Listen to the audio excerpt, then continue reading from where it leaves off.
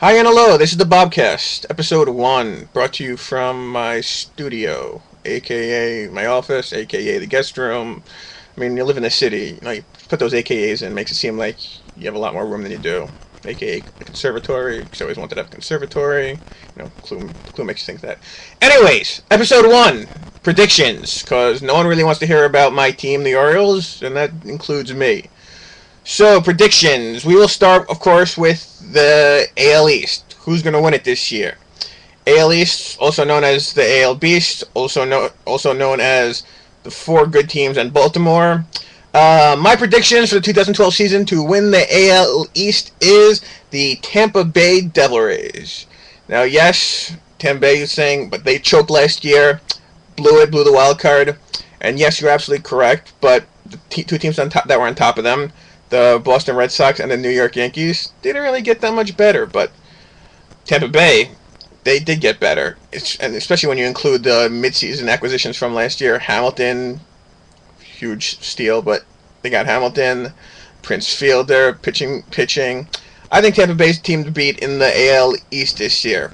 Boston brought in some older veterans in free agency. I think they're going to come back to the pack a little bit. And New York is controlled by Rob, so they're definitely going in the tank. I mean, no offense to Rob, I love the guy. Been in a league with him for a long time now, but he isn't exactly the best.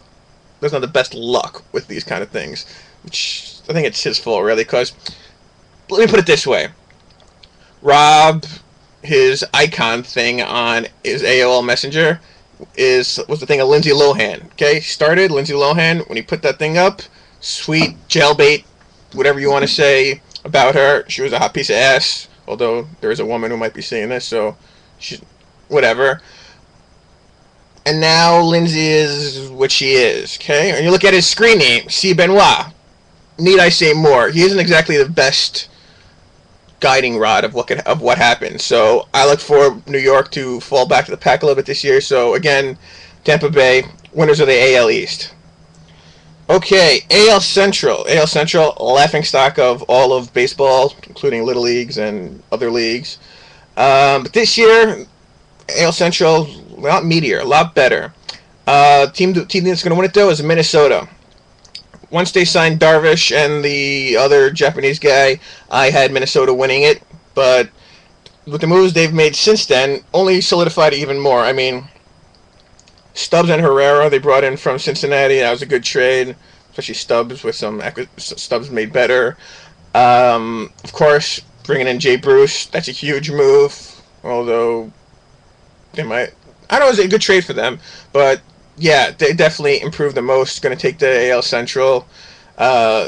Detroit looking to compete this year. Cam going for that hard to do.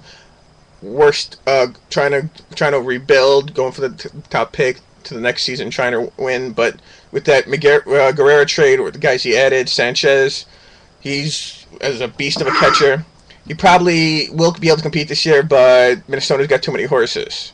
Again, Cleveland also, Evan, who apparently is a great GM. I'm new to the league. I don't know. I will say, though, that he did pull off the ultimate Rob steal of forever. Pushed the Hamilton trade out of the worst trade ever. The Latos for the Chisenhall trade. That was a steal. I mean, a spec hitter for an ace pitcher, both them like 24, or both them young. A spec pitcher for a spec hitter, you don't make that trade. You'd rather have the spec hitter. A developed hitter and a developed pitcher, you'd rather have the developed pitcher, though. But you're talking about a developed pitcher for a spec hitter? That's terrible. San Diego, it was just a bad trade. I don't mean to harp on it or anything, but it was a terrible trade.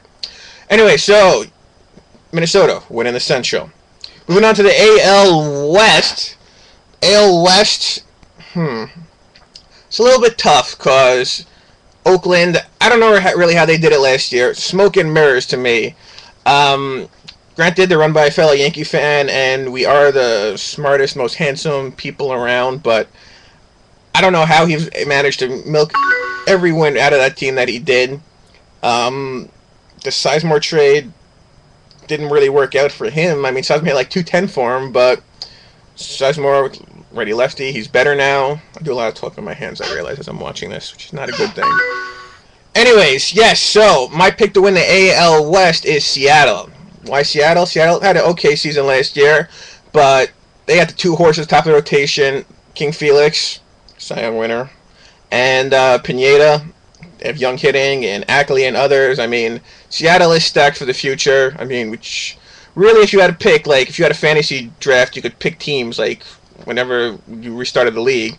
You really have an argument between Tampa Bay and Seattle, which one you would have started with. Both have two young stud pitchers. Whatever, not important. But here we're going Seattle to win the AL West.